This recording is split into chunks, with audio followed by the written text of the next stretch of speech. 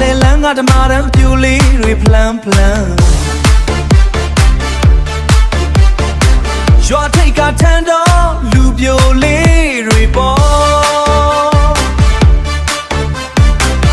လာပါကွယ်တရွာသူလေးရဲ့မညာမတာရေတွေပတ်တော့ခင်ပြိုမေးစိတ်ဆိုးမှလဲကြောက်ကြောက်ဟိုရှိကနီနီပြဘယ်ရွာမှာနေတာလဲ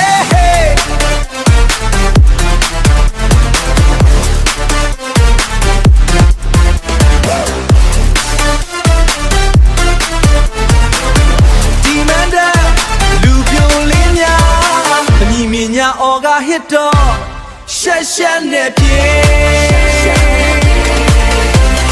လိုက်ပါချာဟေဟိုပြိုလေးရှက်နေရှက်နေရေမစိုးရင်ပတ်မှာပဲလေလူပြိုတွေညီရလားဟေလူပြိုတွေညီရလားဟေ